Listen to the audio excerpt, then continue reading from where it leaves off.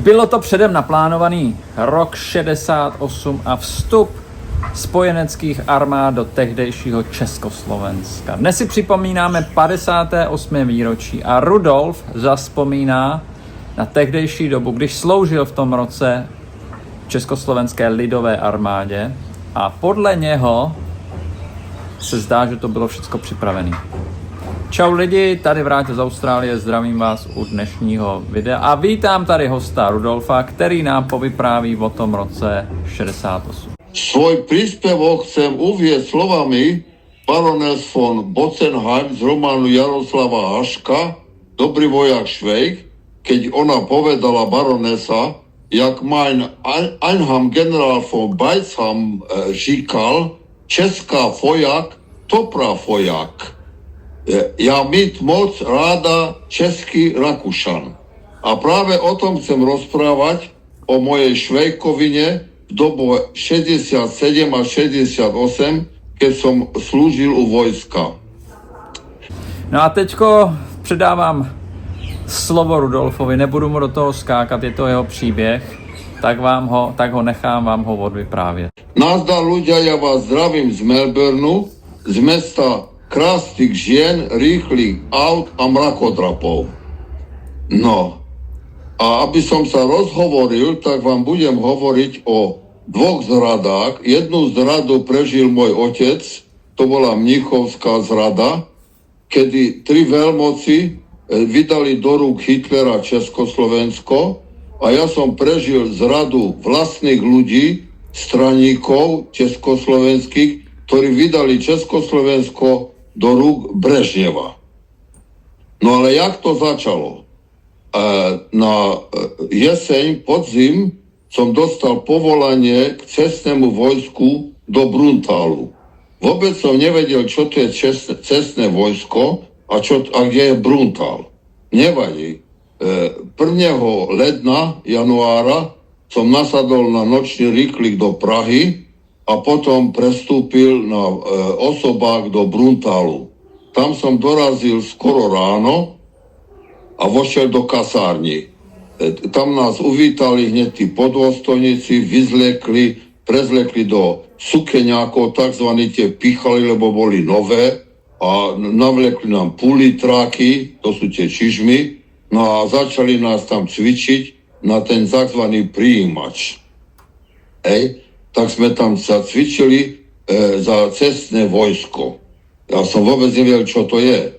Až potom chlapci z Prahy, tí boli koumáci, zistili podľa vojenského rádu, že musíme mať na prísahu spoločenský účes, tak sme sa dali všetci ostrihať do hola a keď to videl veliteľ praporu, ten zbláznil z toho, že sme vyzerali holohlavy ako mukli. A vlastne my sme hovorili, že my sme mukli, lebo máme ísť pracovať. Potom sme zrobili prísahu a na Buzerplaci nám prečítali, kto kde je zadelený. Mňa poslali do vojenského útvaru podôstojníckej školy do Jelšavy. To bolo zase jedna prdelo, ktoré som vôbec nevedel, Jelšava. To je dačo hrozné, hej? No nevadí, som tam išiel do Jelšavy a čo sa stalo, pokiaľ tie kasárne v Bruntáli boli veľmi dobré, lebo to bol mimochodom, aj tam hovorili tam tí chlapci, že tam boli SS-áci, to bol vedľajší tábor Auschwitz-Birkenau, kde boli zatknuté väzenkyne z Čiech, Maďarska a Polska, čo tam šili uniformy pre nemeckú armádu. A prišiel som do Jelšavy, to boli kasárne od Františka Jozefa a miesto normálnych matrací sme mali slameňáky. To nikto nevie, čo to je. To bolo vysoké asi 3/4 metra nadspané slamou, a dostali sme len 2 deky. Z jednu sme museli robiť tzv. Ruličky, aby sme z toho slameňáku nespadli a bola miesto ústredného topení v Bruntáli, tam bola len jedna pec. A tá sa musela o 8 vyčistiť, aby cez noc sa nekúrilo. Takže v tom januárovom mrazi tam sme museli od večera do rána mrznúť.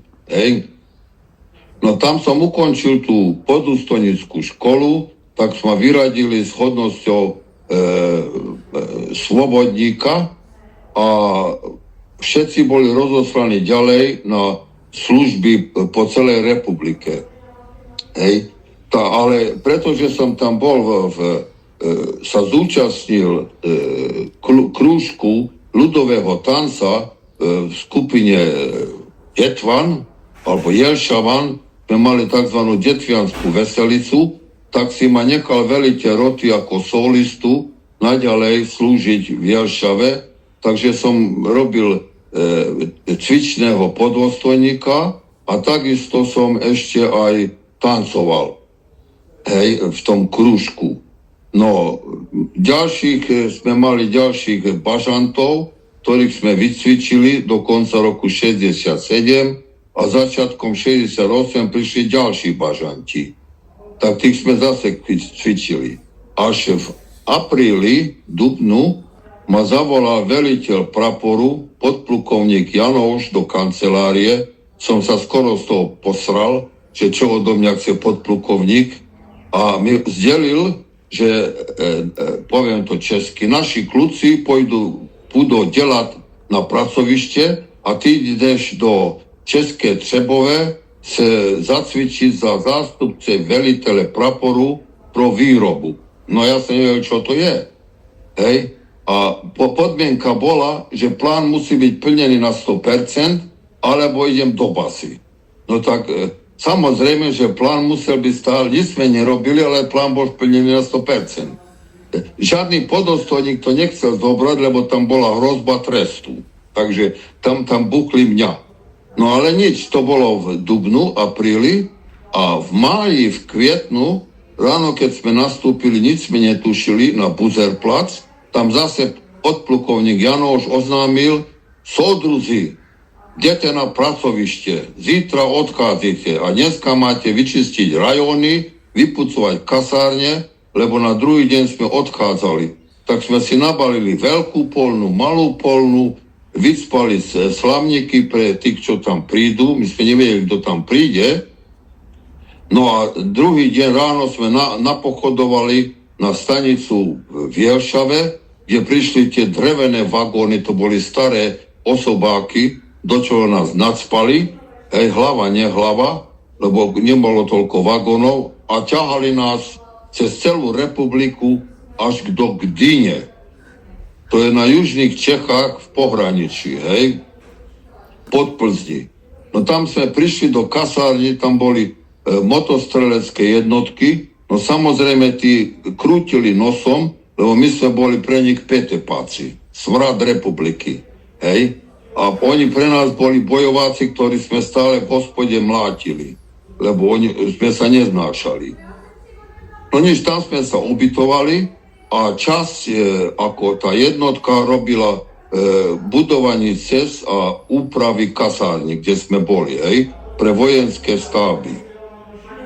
No a tam sme takto v kľude žili od toho kvietna až do toho 20. srpna, to je augusta, kedy večer po večeri bol náramný ruch a motostrelci mali poplach. My sme nevedeli, čo sa deje, lebo my sme mali večeru a išli sme do klubovne, kde sme pili pivo, obyčajne, hej. Lebo sme mali stále tam súd piva a sme si čapovali. Pretože naši petepáci mali normálny plat a 1/3 išla im do kapsy, 1/3 na knižku a 1/3 veliteľovi praporu. Hej? Takže ja som nedostával nič, lebo ja som bol podústojník, tak som dostával len tých 80-90 korún. Hej? No a títo vypadli a dozvedeli sme sa, že vypadli na čiaru. Tak sme si nevedeli z 20. vysvetliť, čo to je, že títo idú na čiaru. Áno? No a všetci išli spať, len ja som ostal, lebo pretože ja som nepracoval, som zostal robiť dozorčího na rote a sme počúvali rádio a popíjali pivo. A kolo druhej rádio ako keby zbláznilo. Začali vysielať lidi, nedejte sa, zastavte je, Rusi nás propadli. On sa zblázili v tom rádiu. Jakí Rusi nás prepadli, hej? Však to je nemysliteľné. My sme nevedeli, čo sa deje. Lebo my sme nevedeli, že na tej prísahe, čo sme robili v Bruntále, vernosť pracujúcemu ľudu a komunistickej strane, že tie kurvy nás radili v Černej nad Tisou a dali Brežnevovi do ruky. Hej? A taktiež sme nevedeli, že oni nás prepadnú. Hej? No a oni nás ozaj prepadli a rádio kolo 3. zastalo vysielať a pustilo sa Smetanova Má vlas. Áno? Ráno sme stali a kasárne boli prázdne. Tie bojovácké baráky, úplne dvere otvorené, okna otvorené, muničák prázdny, potravinový sklad vybrakovaný, takže sme nemali ani raňajky. Áno? No a tam sme takto boli, kým prišiel príkaz od bojovákov, jeden kapitán behol do kasárne a oznámil, že postavte stráže ku skladu zbraní, aby nikto sa ku zbraniam nedostal. A my sme sa divili, čo však nás to ani nezajíma. My sme boli petepáci, my sme nevedeli niečo s tými zbraniami robiť. A okrem všeho, všudy sme mali len 120 kulky. Hej? Keby pre strážnikov. No ale to som nevedel, že minister národnej obrany Martin Dzúr, generál, dostal telefonát od Grečka, maršala, že keď sa opováži jeden československý vojak vystreliť na ruského, tak ho on osobne obesí na prvom strome, čo nájde v poli. Tak to je ozaj vysoká úroveň. No a tí naši kľúci z Prahy, oni vedeli, že na nás Rusáci nemohol, pretože my sme za demarkačnou čiarou, čo obsadila 3. armáda generála Pattona pod Plzňou. Lenže čo sa stalo? Rusi s Američanmi sa dohodli, takže oni kľudne prestúpili demarkačnú čiaru a prišli až ku hraniciam. Hej? Takže my sme tam slúžili a čakali, čo ďalej. Ja ako ten zástupca veliteľa pre veci výrobné som sa vydal na cestu po republike, aby som zistil, čo sa deje. To som bol taký, jak Švejk, samostatný vojak na potulkách. Prišiel som do Prahy a prvé, čo som bol šokovaný, som išiel na Václava a tam pod sochou Václava bol obraz Palacha s černom pruhom a vence, kvety a na moje zdesenie tam bol jeden taký, sme volali Mánička, blondiak s dlhými vlasmi, svezáckej košeli držiaci československú vlajku. No tak už sme všetci v prdeli, keď takýto chránia, lebo civili všade vyskakovali, lebo vojaci boli odzbrojení. Tak som prešiel až do Košíc a tam som sa dozvedel, že tam boli 7 mŕtvi. O 2 som vedel, jedného zastrelili pri pamätníku neznámeho vojaka, lebo ten blbec použil aparát s bleskom a jak fotil, Rusi videli blesk, tak pustili tam dávku samopalu a ho zabili. Ďalšieho zabili pri predajni Tuzexu, náhodou to bola mŕtva strela, on sa skrýval za plotom, stavebným plotom a prešla guľka cez plot. A ďalšia taká kuriozita bola prípad manželky plukovníka Belasa. V Košiciach boli letecké učilište a ten plukovník Belas pustil nuka kamaráta ruského a pomohol im pohonnými hmotami, jedlom a benzínom a ľudia v Košiciach vešali plakáty, že plukovník Belas je z Ráce. A tá Belasová chodila po meste a tie plakáty strhovala. Na čo sa národ zbúril a strhal z nej šaty a holú ju hnal po celej hlavnej ulici asi 800 metrov holú ženskú. Zachránil ju jeden predavač, vedúci obchodu potravín, ktorý potom dostal rád z Sovietskeho zväzu za hrdinstvo, že ju zachránil, tú holú ženskú. No potom som sa vrátil naspäť do tej Gdyne, že som zistil, že nič sa nedá robiť. Medzi tým som zistil, že druhá rota bola v Sliači a stávala rozšírovanie letiska v kvietnu a Rusi prišli v srpnu. Takže oni už vedela, tá armáda, že tam treba rozšíriť letisko, aby mohli tie ruské Antonovy kde pristávať. Hej? Takže to bola všetko jedno obyčajná zrada, tí, ktorí tam boli vo vedení. Áno? Hej? No, vrátil som sa do Gdyne a tam sme ďalej ešte prežívali a raz prišiel rozkaz, že mám sa vydať na Gdyňu pozorovať príchod ruských tankov. No tak som si zobral s mojim pomocníkom Jozef, ktorého sme volali Ďoďo, samopaly a tých pár kuliek sme dali do zásobníka a vydali sme sa, nasadili bodáky a vydali sme sa pešo cez Gdyni. Sem tam sme videli pohyb záclon v oknách, kto nás pozoroval, no ale vyšli sme za Gdyni na ten kopeček, tam sme si sadli pod strom, dali si žváro, cigarku a opreli samopaly o strom a zaspali. Jak povieme česky, srali sme na celú vojnu. Až ráno kolo 5. prišla motospojka z kasárni, že máme sa vrátiť okamžite, že jednotka sa balí a ideme naspäť do Jelšavy. Tak sme sa vrátili naspäť, zbalili a zase do tých dreveňákov a celú cestu po republike späť do Jelšavy.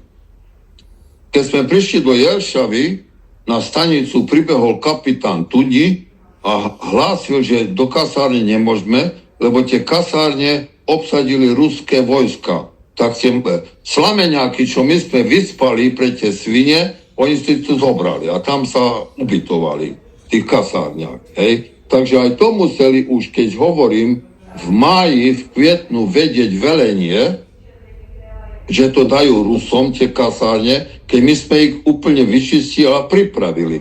Tam tie kasárne mohli prijať 500 vojakov. Hej? Lebo Československo napadlo asi 500 000 vojakov, ruských a nemeckých, maďarských, poľských, rumunských a okolo 6 000 tankov. Československo malo 250 000 vojakov zbraní a asi 3 000 tankov. Takže ten boj by bol taký nerovný, ale by bol boj o vlast, keď tak zoberiem, hej? Lenže na Československu sa bojovať nedá, lebo ani Hitler tam mať nešiel, ani Napoleon tam mať nešiel, lebo to je neschodná zem. Tam vojsko sa nemôže hýbať kvôli tým horám, hej? Takže moc by sme sa tam nenabojovali, ale tí Rusi o tom vedeli, lebo ešte predtým, jak bola tá zrada v Černej nad Tisou, bolo tá cvičenie Šumava spojeneckých vojsk, kde oni zabudli jednotky po celej republike, takže oni presne vedeli, jak majú naviesť vojska Varšavskej zmluvy. Hej? No tak keď sme prišli do tej Jelšavy, tak nás odvelili do Revúcej. To je 12 kilometrov ďalej jedno mestečko. Tiež také, čo by som povedal, zase poviem to česky, sračka na juhu Slovenska. Tam ani líšky nechodia spať, to je dačo rodné. No dali nás do zotavovne ROH. Predstavte si, grázli, petepáci v zotavovni ROH. Tam sme museli dosluchovať a aby sme mohli dosluchovať, tak sme predávali naše Kanady, maskáče a všeličo možné, čo sme mali nárade civilom a prišiel jeden kapitán z brigády a ten predával náklaďáky, buldozéry a mechanizmy JZD a tým. Takže sme všetko predávali. No a jediná zábava pre nás bola, že sme chodili do Revúcej, do hospody a tam prišla lietačka z Rožňavy, čo bolo asi 30 kilometre, lebo sme sa tam napili a bol bordel, tak sme sa mlátili s lítačkou z Rožňavy. Takže to bola naša zábava. Až potom začiatkom prosince prišiel rozkaz, že ideme do civilu. Takže odišiel som do Košic si zobrať civil, priniesol som si to do tej zotavovne ROH, no a 28. prosince sme nás prepustili a som šiel do civilu. Takže takto skončila moja švejkiáda u Československej armády a čo sa skončilo, to, že cestné vojsko toho koncom prosince bolo zrušené. Takže toto, čo oni prevzali od PTP, cestné vojsko, to zrušili 68. úplne. Takže od tej doby už nebolo nikdy cestné vojsko. No a čo sa stalo? Pretože som išiel do civilu, tak od grázlov bol som oslovený elitnými jednotkami, aby som sa zapojil do činnosti špeciálnych jednotiek Československej armády. Takže od grázlov som sa dostal ku elite. Úplný kontrast, čo v tej republike bolo. No ale nič, u tých grázlov som sa naučil jednému, že tá republika mi je prašťak uhoď a preto útek stamať nebol taký ťažký, lebo republika, ktorá ma nepotrebuje, ani ja takú republiku nepotrebujem. Hej? Takže neviem, či som to všetko vystihol, no ale takto som sa chcel zdeliť so svojimi zážitkami z toho roku 67-68, jak som to prežil u Petepáku a tam boli, čo je zaujímavé, tam bolo strašne veľa Pražákov a z Južnej Moravy. Hej.